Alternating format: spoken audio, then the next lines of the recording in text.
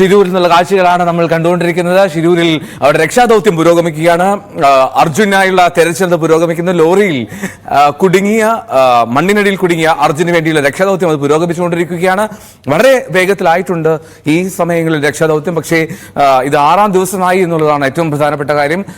രക്ഷാപ്രവർത്തനം അതിവേഗത്തിൽ പുരോഗമിച്ച് വളരെ വേഗത്തിൽ നമുക്ക് നമ്മുടെ അർജുനെ വീണ്ടെടുക്കാൻ കഴിയട്ടെ എന്നുള്ളതാണ് ഏറ്റവും പ്രതീക്ഷയോടെ കാത്തിരിക്കുന്നത്. ഇതിനിടെ കോഴിക്കോട് വലിയ തോതിൽ അവിടെ പ്രതിഷേധവും അല്ലെങ്കിൽ ഒരു അർജുന്റെ ബന്ധുക്കളും അർജുന്റെ സുഹൃത്തുക്കളും നാട്ടുകാരും ഒക്കെ ചേർന്ന് കൂടി അവിടെ ആ രക്ഷാപ്രവർത്തനത്തിൽ ഏകോപനത്തിൽ ഒരു ത്വരിത വേഗം കൊണ്ടുവരണമെന്നുള്ള ആവശ്യമൊക്കെ ഉന്നയിച്ചിരുന്നു. ഇനി എന്താണ് സഹോദരൻ പ്രസാദ് പറഞ്ഞതെന്ന് നോക്കാം. അർജുന്റെ സഹോദരനാണ്. ഈ രക്ഷാപ്രവർത്തനത്തിന്റെ തെരച്ചിൽ അതിൽ അത്ര തൃപ്തിയില്ല എന്നുള്ളതാണ്. നടക്കുന്നത് നാടകം മാത്രമാണ്, ജീവന് വില കൽപ്പിക്കണമെന്ന് പ്രസാദ് പറഞ്ഞു. സംസ്ഥാന സർക്കാരിന്റെ സമ്മർദ്ദം മാത്രം പോരാ, ഇടപെടലാണ് ഇപ്പോൾ ആവശ്യമെന്നും പ്രസാദ് ന്യൂസ് 18 പറഞ്ഞു. അർജുന്റെ സഹോദരനാണ് ഇപ്പോൾ ന്യൂസ് 18 ചേരുന്നത്. എന്തായാലും ഇന്ന് വീണ്ടും തിരച്ചിൽ പുനരാരംഭിച്ചിരിക്കുന്നു. പ്രധാനമായും ഈ ലോറി എവിടെയാണെന്ന് ഈ റഡാർ വഴിയുള്ള പരിശോധനയിൽ കണ്ടെത്തിയിരിക്കുന്നു. പക്ഷെ അപ്പോഴും ഈ ലോറിയെ കണ്ടെത്താൻ സാധിക്കുന്നില്ല. ഇതിന്റെ ലൊക്കേഷൻ മാത്രമേ കാണാൻ സാധിക്കുള്ളൂ. എന്താണ് നിങ്ങൾക്ക് ഇപ്പോൾ പറയാനുള്ളത്? ഇപ്പം നമ്മളവിടെ ചെന്ന മുതൽ ഞാൻ കാണുന്നൊരു സിറ്റുവേഷൻ ഭയങ്കര മോശമാണ്. അപ്പം ഇന്ന് രഞ്ജിത്ത് എന്ന് പറഞ്ഞ ആൾ വന്നാൽ നമുക്ക് കിട്ടുമെന്ന് വിചാരിച്ചിട്ടുണ്ടായിരുന്നു. അപ്പം അവരും അത്ര കറക്റ്റ് അല്ല, ഒരു 60% അവരും പറയുന്നുള്ളൂ. ആരും ഒരു ഉറപ്പ് പറയുന്നില്ല. ഇത്രയും വലിയൊരു വണ്ടിയാണ് അത്, ഭാരത് ബെൻസിന്റെ ഒരു വലിയ 12 ഏക്കറുള്ള ഒരു വണ്ടിയാണ്. അതിൻ്റെ ഒരു ഭാഗം പോലും ഇതുവരെ കണ്ടെത്താൻ പറ്റിയിട്ടില്ല. അപ്പം സർക്കാർ നല്ല രീതിയിൽ കേരളത്തിൽ നിന്ന് ഇങ്ങോട്ട് പ്രഷർ ചെയ്യുന്നുണ്ട്. അത് നമുക്ക് മനസ്സിലാവുന്നുണ്ട്. നമുക്ക് വളരെ സപ്പോർട്ടും കിട്ടുന്നുണ്ട്. പക്ഷേ പ്രഷർ മാത്രം പോരാ, കുറച്ചുകൂടി ഇൻവോൾവ് ആവണം. അവരുടെ ഫോഴ്സസ് ഒക്കെ അവിടെ വന്നിട്ടും അവരും ഹെൽപ്ലെസ് ആണ്. അവരിങ്ങനെ നോക്കി നിൽക്കാന്ന് മാത്രമേ അവർക്കും പറ്റുള്ളൂ. രാവിലെ ആയാലും ഞങ്ങളും കണ്ടിരുന്നു, ഓരോ ഫോഴ്സിനെ കണ്ടിരുന്നു. അവരൊക്കെ ഇങ്ങനെ നോക്കി നിൽക്കുക, ഒന്ന് പോയി അന്വേഷിക്കാൻ മാത്രമേ അവർക്ക് പറ്റുള്ളൂ. പക്ഷെ ഇതിലോട്ട് ഇറങ്ങിയിട്ടല്ല ഒന്നുമില്ല ആർമി ഫോഴ്സ് അല്ലെങ്കിൽ മറ്റേതെങ്കിലും ഒരു ഫോഴ്സ് ഇതിലേക്ക് വരണം, അല്ലെങ്കിൽ ഇത് ശരിയാവില്ല. ഇനിയും ഇന്ന് ലാസ്റ്റ് ഹോപ്പായിരുന്നു. അപ്പം ഇനിയും നീട്ടിച്ച് നമുക്ക് നമ്മുടെ ഏട്ടൻ്റെ ജീവനാണ് നമുക്ക് ആവശ്യം. ഇതിപ്പം ജഡമായിട്ട് പോകേണ്ട ഒരു അവസ്ഥയിലേക്കാണ് വരുന്നത്. നമുക്ക് ഏട്ടൻ്റെ ജീവൻ തിരിച്ചു കിട്ടാനുള്ളതാണ് ഏറ്റവും ഇമ്പോർട്ടൻറ്റ്. അപ്പം നമ്മൾ വന്ന മുതൽ ഇവിടുത്തെ സിറ്റുവേഷനും എല്ലാം കൊണ്ട് നമ്മളാകെ ഒരു മടുപ്പ് പിടിച്ചു വന്ന സിറ്റുവേഷനാണ് ഇപ്പോൾ ഇവിടെ ഉള്ളത്. നിലവിലെ ഈ രക്ഷാ ദൗത്യത്തിൽ നിങ്ങൾക്ക് വിശ്വാസമുണ്ടോ? ഇതേ രീതിയിൽ തന്നെ തുടർന്നും പോയാൽ മതിയോ? ഇല്ല, ഇത് വന്നന്ന് മുതലേ ഇത് ഫാൾട്ടാണ്. ഭയങ്കര ഒരു ഡ്രാമ തന്നെയാണ് ഇവരവിടെ കാണിക്കുന്നത്. എനിക്ക് അതിൽ കൂടുതലായിട്ട് ഇത് എങ്ങനെ എക്സ്പ്ലെയിൻ ചെയ്യേണ്ട അറിയില്ല. പക്കാ ഡ്രാമയാണ് സാർ അവിടെ നടക്കുന്നതൊക്കെ. പക്ഷെ ഈ ഒരു സ്ഥിതി പോവുകയാണെങ്കിൽ വേണ്ട, നമ്മള്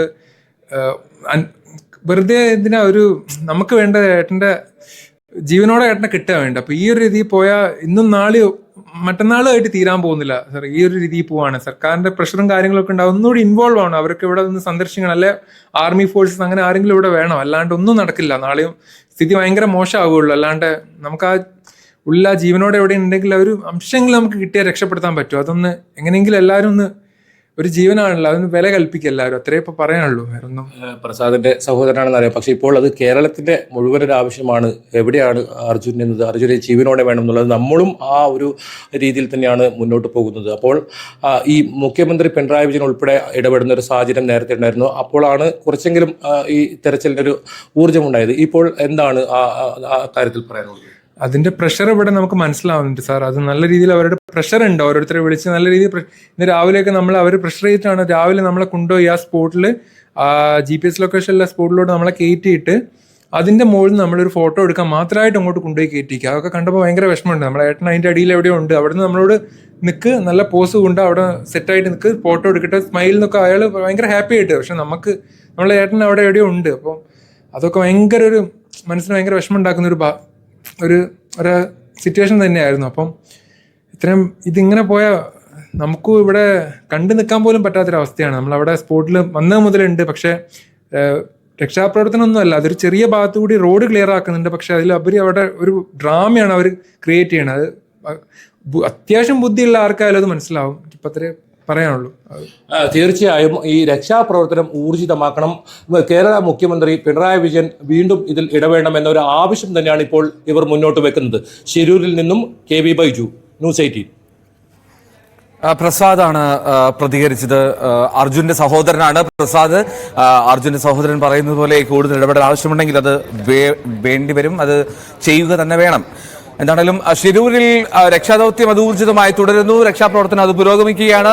അല്പസമയത്തിനകം തന്നെ സൈന്യം അവിടേക്ക് എത്തുമെന്നാണ് മനസ്സിലാക്കാൻ കഴിയുന്നത്.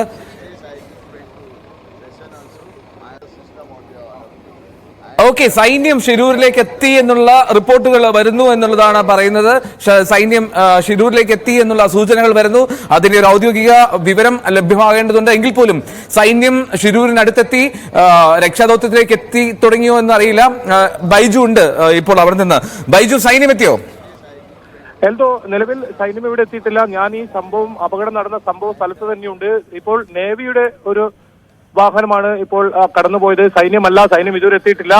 അല്പസമയത്തിനകം തന്നെ സൈന്യം എത്തുമെന്നാണ് കാർവാർ MLA ഇപ്പോൾ വ്യക്തമാക്കിയത്. അദ്ദേഹം അവരുമായി ബന്ധപ്പെട്ടിരുന്നു. അവർ ഏതാനും സമയത്തിനകം തന്നെ ഇവിടെ എത്തുമെന്നാണ് പറഞ്ഞത്. നിലവിൽ സൈന്യം എത്തിയിട്ടില്ല. നമ്മുടെ നേവി സംഘമാണ് കടന്നുപോയത്. അപ്പൊ അതായത് ആദ്യം ഇപ്പോൾ ഈ ശ്രീ ശേഖർ കുര്യാക്ക സൂചിപ്പിച്ച കാര്യം അത് വ്യക്തമാണ്, സത്യമാണ്. അതിലേക്കാണ് കാര്യങ്ങൾ പോകുന്നത്. ഈ പുഴയിലുള്ള തെരച്ചിലും തുടരാനുള്ള ആഗ്രഹമുണ്ട്, അല്ലെങ്കിൽ നീക്കമുണ്ട്.